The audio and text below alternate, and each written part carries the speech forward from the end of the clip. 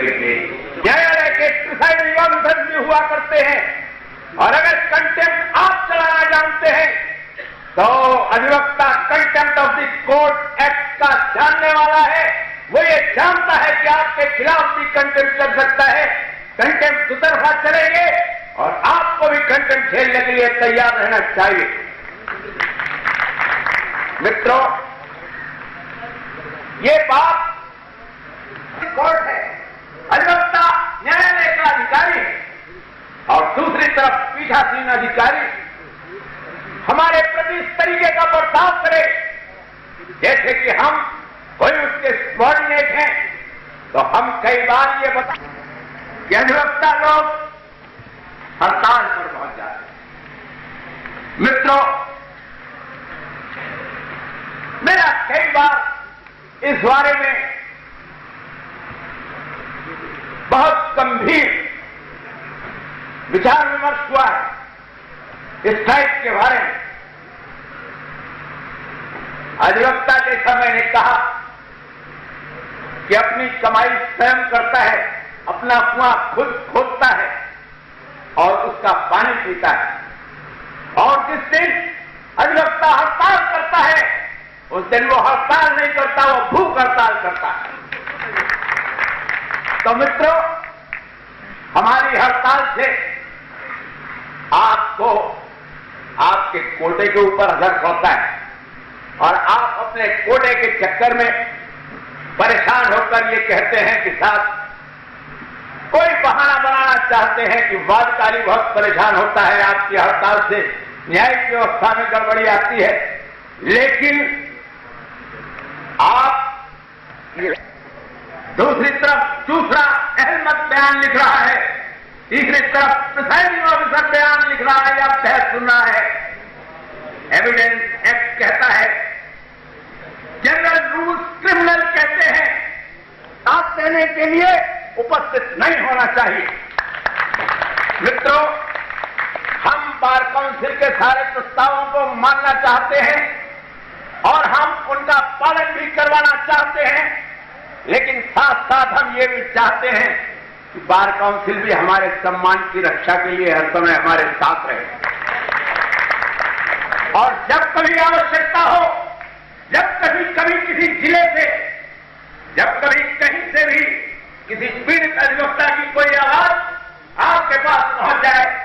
तो हमारे प्रतिनिधियों को, हमारे इलेक्टेड प्रतिनिधियों को कम से कम ये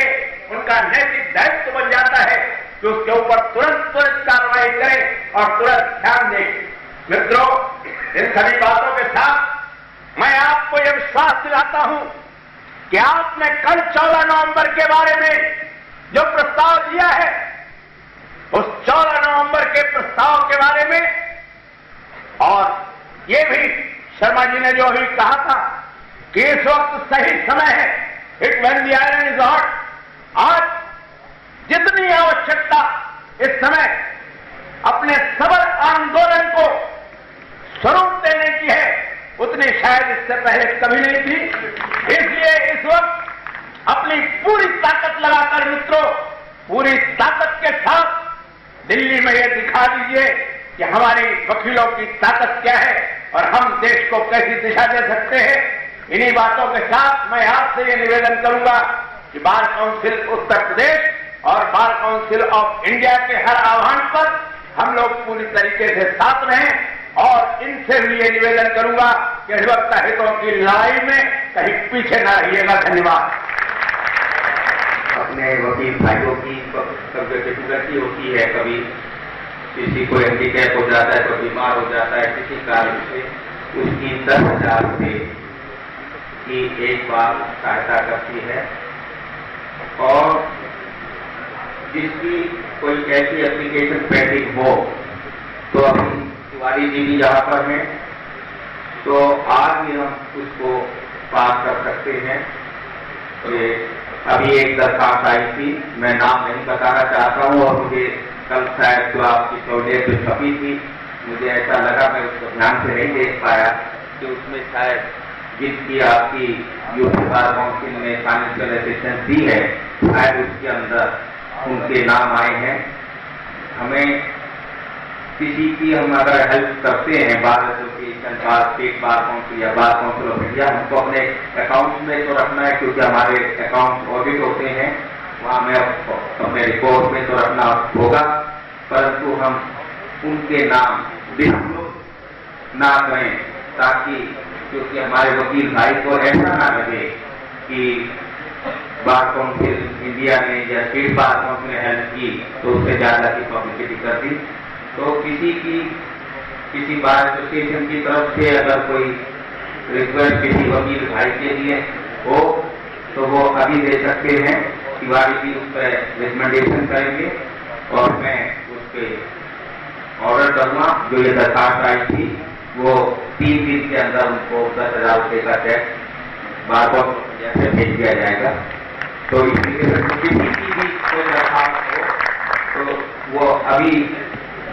भिजवा सकता है, परंतु उनकी दरखास्त जो है बार एसोसिएशन को रिकमेंड करनी होगी और फिर और मेडिकल उसके साथ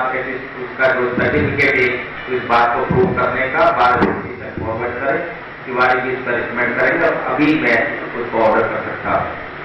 दूसरा बात अभी देना चाहें अभी दे सकते हैं ताकि काम जमीन की जमीन डिस्पोजल हो, डाक में जाने का आने का गुम होने का कोई चांस नहीं है। दूसरे एक रेजोल्यूशन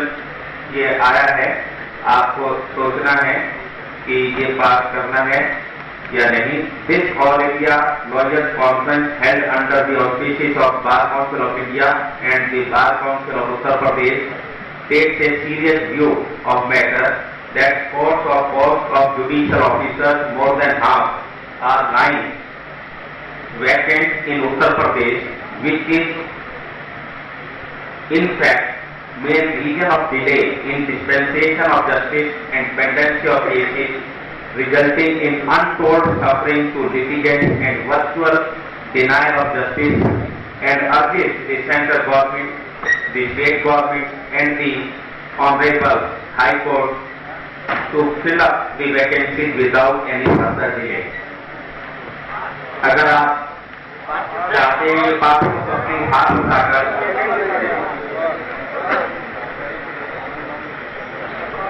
दूसरा जो कल किया था the All India Lawyers Conference organized by the Bar Council of India and Bar Council of UP,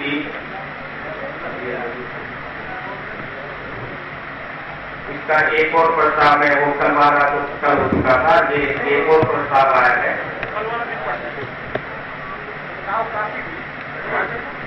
कि यह अखिल भारतीय अधिवक्ता सम्मेलन जो बार काउंसिल ऑफ इंडिया एवं उत्तर प्रदेश बार काउंसिल द्वारा आमंत्रित कॉन्फ्रेंस में वाराणसी बार के सम्मानित सदस्य अधिवक्तागण को पुलिस व गुंडों द्वारा लाठी से पीटने व पथराव करने के विरुद्ध प्रार्थना करती है तथा मांग करती है कि दोषी पुलिस अधिकारीगण के विरुद्ध कार्रवाई कर दंडित किया जाए तथा असामाजिक तत्वों को दंडित किया जाए तथा घायल अधिवक्ताओं को मुआवजा दिया जाए। उक्त घटना की न्यायिक जांच की जाए तथा पुलिस अधिकारियों को निलंबित किया जाए।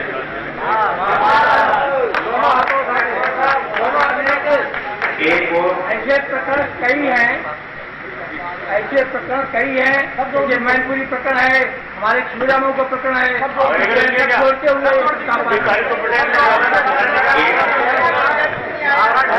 एक और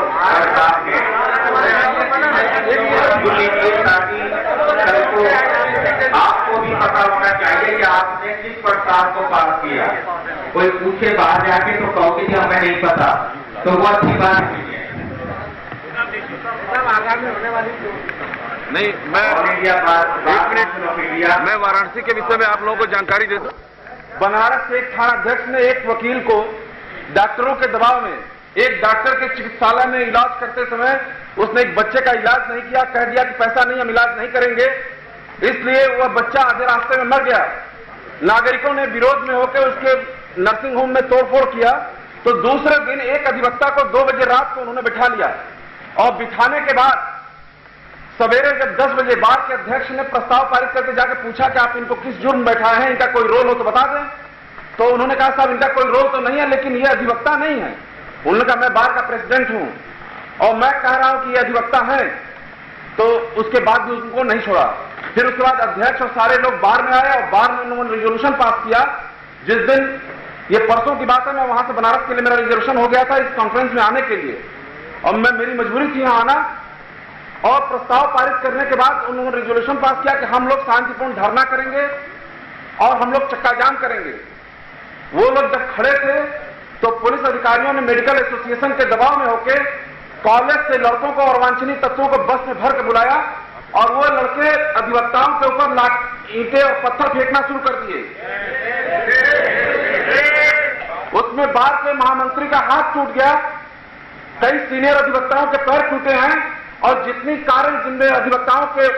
लगे हुए थे, नाम लिखे हुए थे या उनके नंबर से गाड़ियां कचहरी परिसर में खड़ी थी, कई गाड़ियों को उन्होंने तोड़ा फोड़ा और भरी कचहरी में अधिवक्ताओं से उन्होंने मारपीट किया और पुलिस वाले मुंह तमाशबीन बन के वहां पे देखते रहे। अब सवाल यह है कि आज बनारस के अधिवक्ता इस समय हड़ताल पे हैं और इस वजह से बार के पदाधिकारी इस कॉन्फ्रेंस में नहीं आ पाए, क्योंकि अध्यक्ष और महामंत्री सब चोट खा के वहां बैठे हुए हैं। इस परिस्थिति में इस प्रस्ताव को मैं आगरा की धरती पे आगरा के अधिवक्ताओं से और बाहर से आए हुए अधिवक्ताओं से कहूंगा कि प्रथम प्रेफरेंस दे के आप अपना समर्थन दें और ये बर्निंग इश्यू है और जो भारत के स्तर पर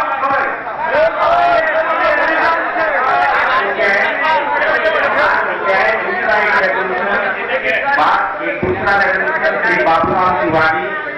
बार काउंसिल ऑफ इंडिया का है कि बार काउंसिल ऑफ इंडिया एवं bar council of Uttar Pradesh द्वारा आयोजित अधिवक्ता सम्मेलन गोंडा जनपद में पुलिस सुप्रीडेंट श्री एल.पी. अंथोनी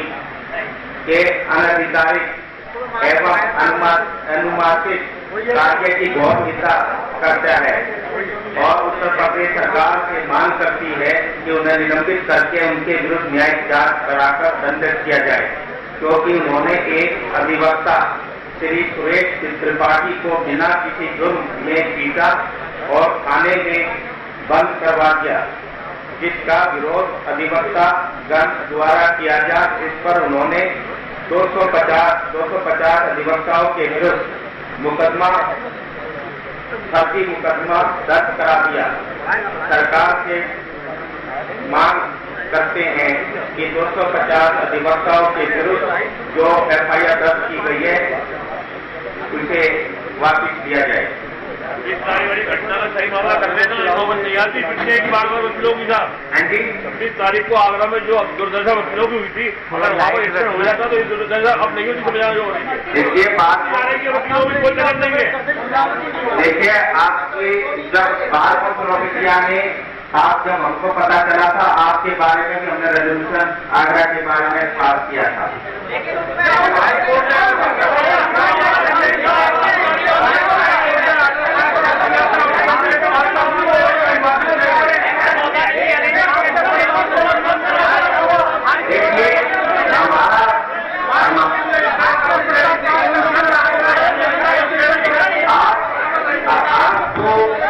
हम तो केवल प्रस्ताव ही कर सकते हैं।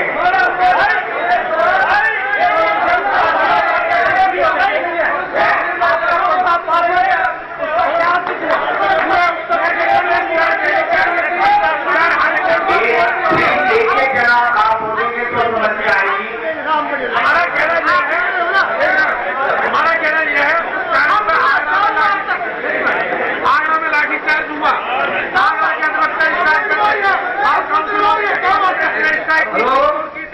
मगर एक लिस्ट है। एक मिनट परमार साहब